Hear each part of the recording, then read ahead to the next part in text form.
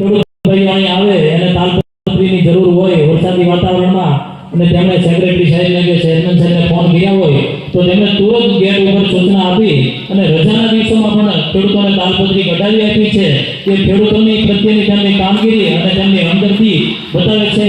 આજની સ્નેહ મિલનના કાર્યક્રમની આપણી વચ્ચે ઉપસ્થિત મહુવા તાલુકા ખરીદ વેચાણ સંઘના ચેરમેન અને મહુવા માર્કેટિંગ યાર્ડના ડાયરેક્ટર શ્રી જીલુભાઈ ભૂપણને વિનંતી કે આપણી વચ્ચે તેમની લાગણી વ્યક્ત કરશે સ્નેહ મિલન નિમિત્તે।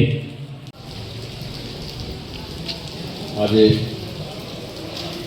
મહુવા માર્કેટિંગ યાર્ડમાં લાભ પાછળના દિવસે નવા વર્ષના સ્નેહ મિલનમાં ઉપસ્થિત માર્કેટિંગ યાર્ડના ચેરમેન ભાઈ શ્રી ગભરુભાઈ કામળિયા, વાઇસ ચેરમેન બબ્બાઈ જોડિયા તેમજ કેડીભાઈ કાતરિયા, કેડીભાઈ જોશી, અશોકભાઈ,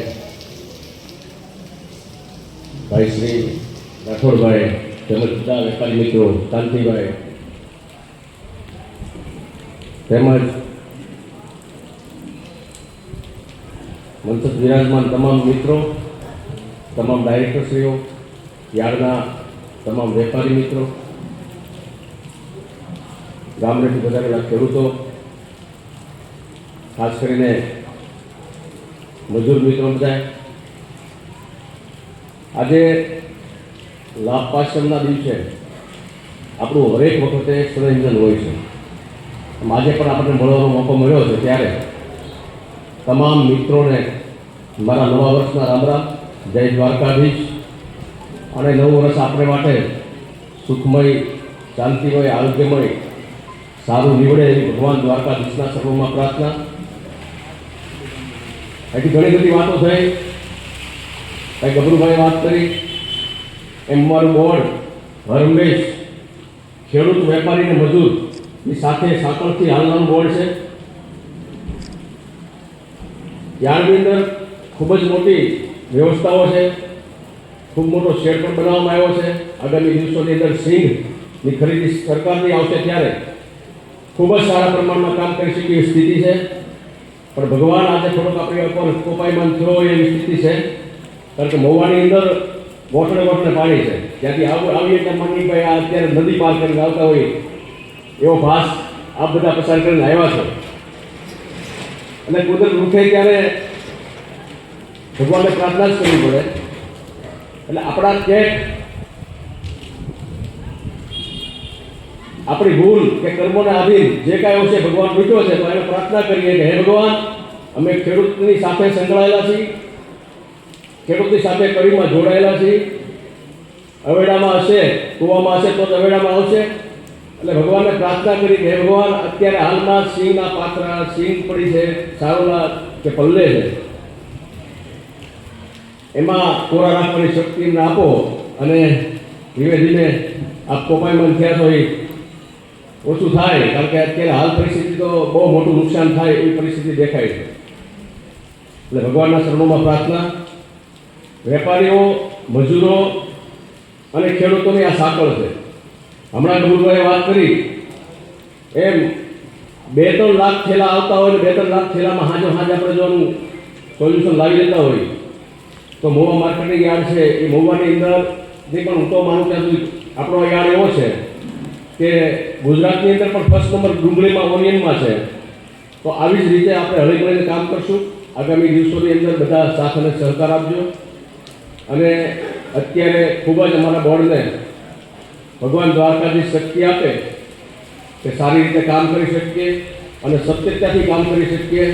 કોઈ પણ જાતનું ભ્રષ્ટાચાર કરવાનું મન અને ભગવાનના ચરણોમાં પ્રાર્થના કરવું ન થાય અને સારી રીતે 100% ખેડૂતના પૈસા સારી રીતે વપરાય અને જે કામ કરી એ કામ ક્વોલિટીવાળું થાય, સારું થાય, કાયમ માટે બોર્ડને જશ મળે એવી ભગવાન દ્વારકાધીશને પ્રાર્થના કરું છું।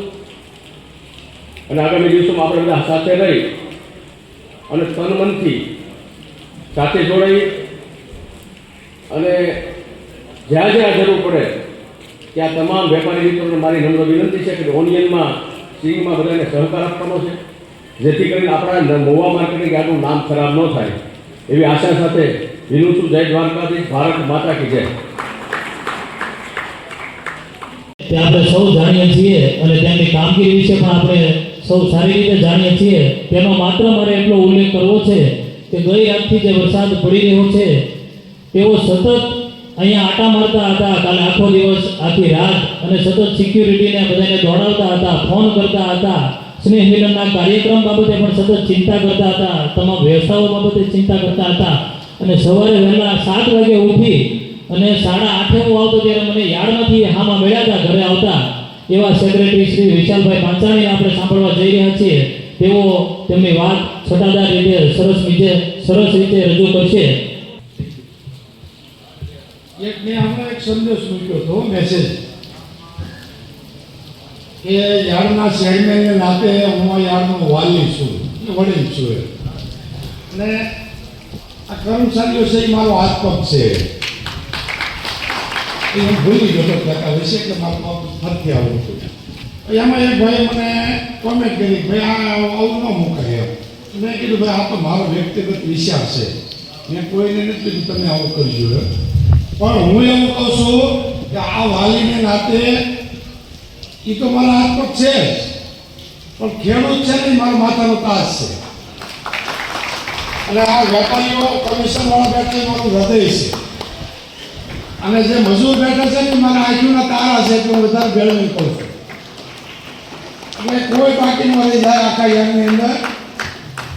ખાલી એટલું જ લખ્યું હતું કે તે દિવસે કે કર્મચારીઓ છે મારા હાથ પગ છે. હાથ પગ છે એટલે એનું કારણ છે કે રાતના 2 વાગે હું એમ કહું કે રાણા ભગવતો જલ્દી સિંહની ગાડી ખૂટી છે, તો એ રાતના 2 વાગે ગભરૂભાઈ 35 કિલોમીટર ત્યાંથી પહોંચી નથી. એ પહેલાં જો રાણા કામ કરી નાખતા હોય તો મારા હાથ પગ નહીં તો બીજું હું. સેક્રેટરીને કહું રાતના 4 વાગ્યાથી કામે લાગી જતો હોય વહેલા સવારમાં, એનો નોકરી આવવાનો ટાઈમ તો 6 વાગ્યાનો પહેલાં ભાઈ 9 વાગ્યાનો હોય. અને રાત વહેલા 5 વાગે મને ફોન કરે, જ્યારે આપણે ડુંગળીની બહુ આવક હતી ત્યારે, તો એ કે સાહેબ હું 5 વાગ્યાનો યાર્ડમાં આટા મારું છું. એને હાથ પગ ન કહેવાય તો બીજું શું કહેવાય? હે, રાતના 2 વાગે હું ગમે એને ફોન કરું, રાતના 12 વાગે જ્યારે આવક વધી જતી હોય, રવિવારનો દિવસ હોય અને આખો સ્ટાફને આવું ઊભો ખડે પગે રાખતા હોય, તો એના હાથ પગ ન કહેવાય બીજું શું કહેવાય? એટલે એ હાથ પગ છે. પણ આ ત્રણ શબ્દો મારે હું કેમ ઉમેરીને કહેવા પહેલાં કે હું પૂરો સૂત્ર કહી દઉં કે ખેડૂત છે એ મારું માથાનો તાજ છે, એટલે બધા કરતાં ઉપર. અને વેપારીઓ છે એ હૃદય છે, અને જે મજૂર બેઠા છે એ આંખોના તારા છે, એ છે એટલે આ બધું છે. એટલે કોઈ આવું ન સમજવું ટોટલ લેવા આજે આખું મારું બોર્ડ છે ને, એ બોર્ડથી હું એટલું અજાણ્યો નથી રાખતો. એક તો હું અજાણ્યો નથી રાખતો, જે કંઈ મારે નિર્ણય લેવાય છે એ મેં પહેલાં બોર્ડને બોલેલું છે. ત્યારે મને બોર્ડ કહે છે ગભરૂમાં નાના નિર્ણય તમે તારે લઈ લો, આમાં કાંઈ અમારી જરૂર નથી.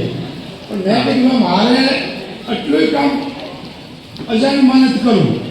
અને જ્યારે ત્યારે રોડનું કામ અને આ શેરનું કામ શરૂ કર્યું ત્યારે મેં બધા વેપારી મિત્રોને કીધું હતું આટો મારજો, જ્યાં ભૂલ પડતી હોય ત્યાં મને મારે ધ્યાન દોરજો કે ભાઈ ગભરૂભાઈ ભૂલ પડે જોજો જરા. મેં એમાં અમુક વડીલ વેપારીઓ જ્યારે દરરોજ મારી એ બધાને કામ કર્યું.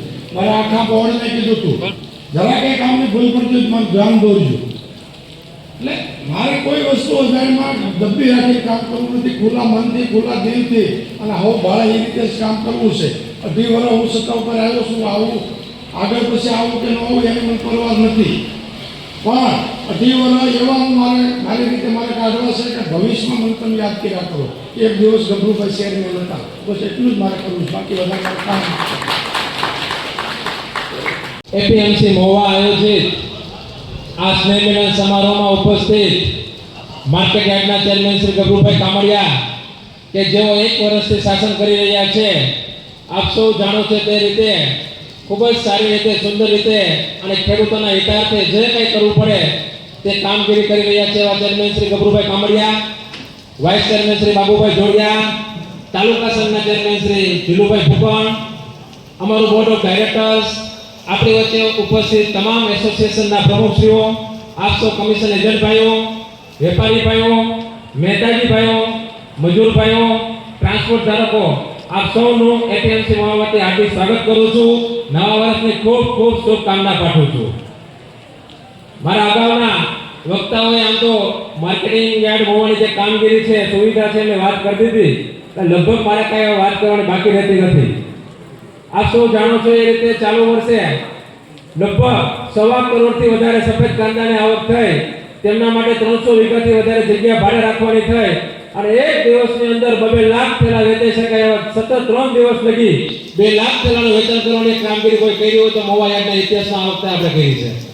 લાલ કાંદાની વાત કરવામાં આવે, નવેમ્બર ડિસેમ્બરથી લઈને જાન્યુઆરી ફેબ્રુઆરીમાં જે ભાવો હતા 500 રૂપિયા, 600 રૂપિયા, 700 રૂપિયા પ્રતિ મણ, એક જ વિચાર આવે કે આ ભાવ છે એ સમય મર્યાદાની અંદર હોય, 5 થી 15 થી 20 દિવસ જ રહેવાનો હોય.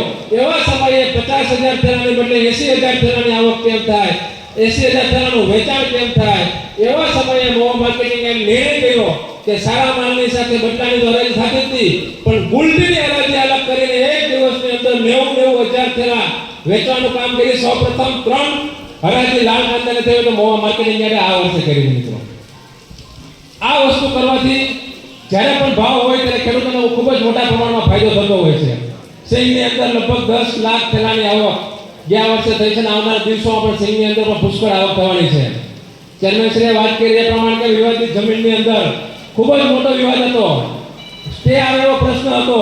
15 કરોડ રૂપિયાની જમીનનું આપણે એનું વ્યાજ કરતું હતું, પણ એ ચેરમેન સાહેબમાં પરિવર્તન આવ્યું અને ગભરુભાઈ કામાણીની નિમણૂક થઈ અને ગણતરીની કલાકોમાં નહીં કે દિવસોમાં, ગણતરીની કલાકોમાં સ્ટે ઉઠી ગયો અને નિયામક દ્વારા આપણે ક્લીન ચીટ મળી કે આ જે વિવાદ છે અહીંયા પૂર્ણ અને હવે વિકાસના કામ કરી શકો. નકર આપણે વિકાસના કામ ન કરી શકત, ઈટ પણ ન મૂકી શકત. આજના દિવસે આ વસ્તુ સરકારમાંથી આપને મુક્તિ મળી ગઈ અને આજ ફક્ત ઈટ નહીં, આપ જોઈ શકો છો 1.25 લાખ ફૂટનો શેડ ફક્ત 50 દિવસમાં ઊભો કર્યો.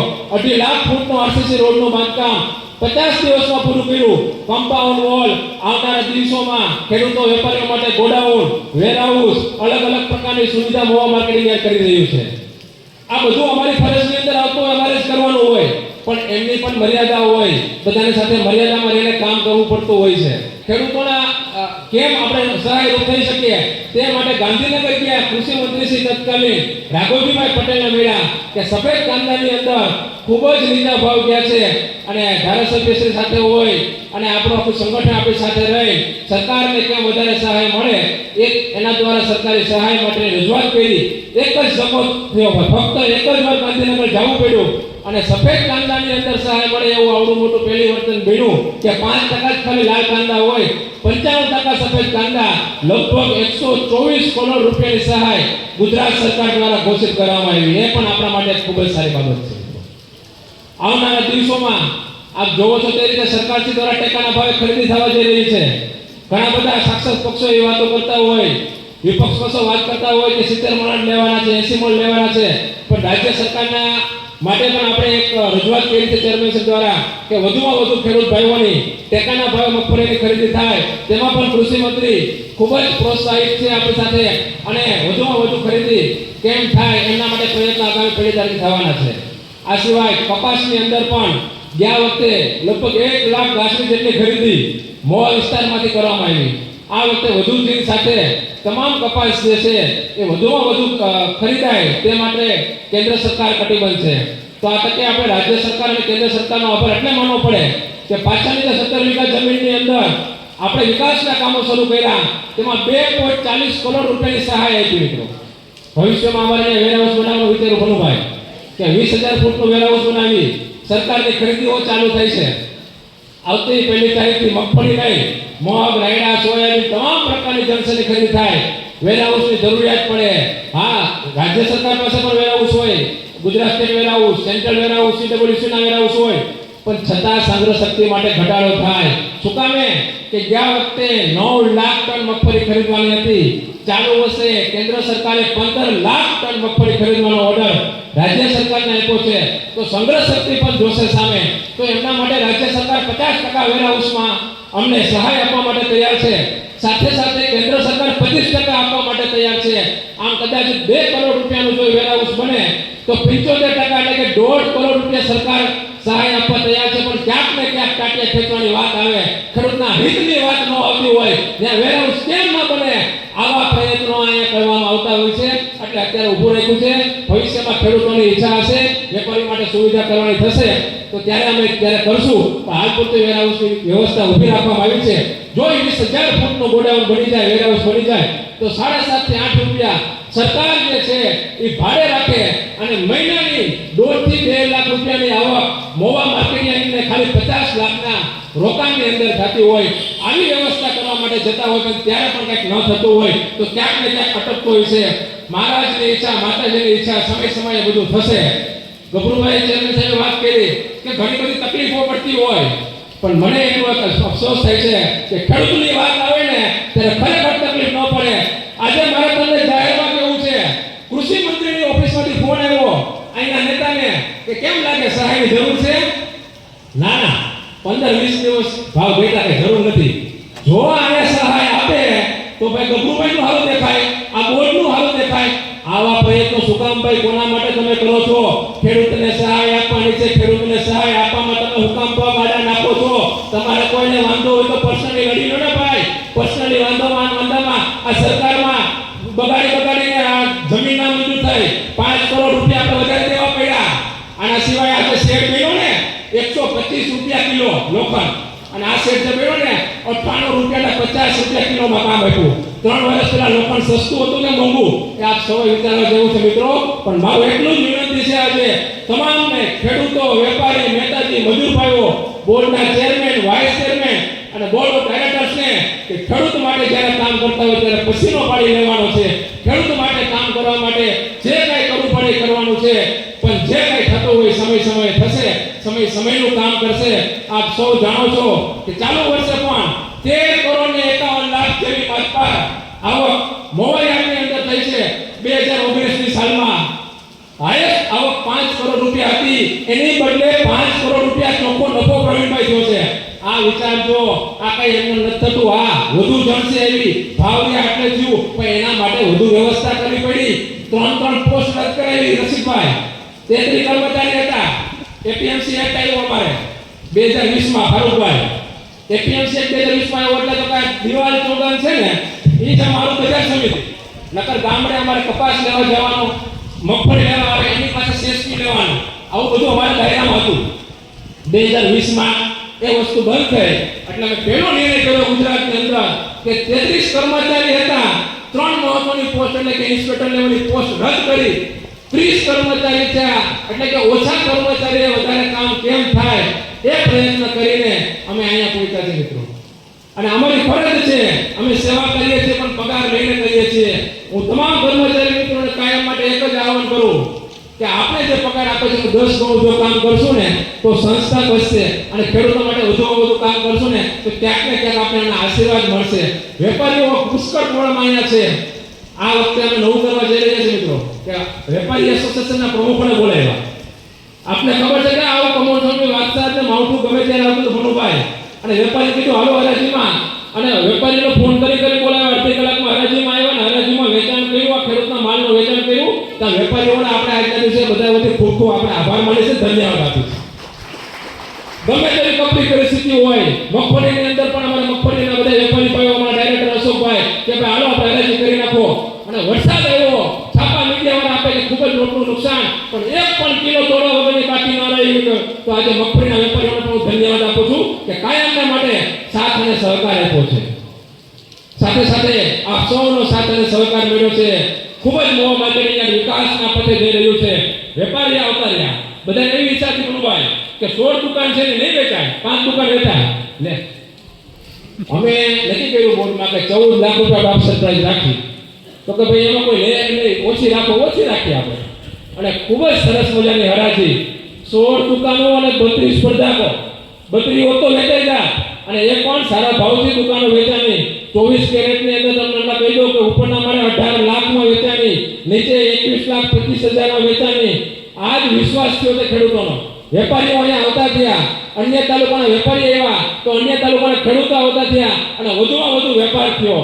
પણ હવે આપણે સૌની નૈતિક જવાબદારી એ બની છે મિત્રો કે જે તે દિવસની અંદર વધુમાં વધુ આવક થવાની છે એ તો બાકી છે, પણ વધુમાં વધુ વેચાણ કેમ થાય એવા પ્રયત્ન આપણે સૌએ સાથે મળીને કરવાના છે.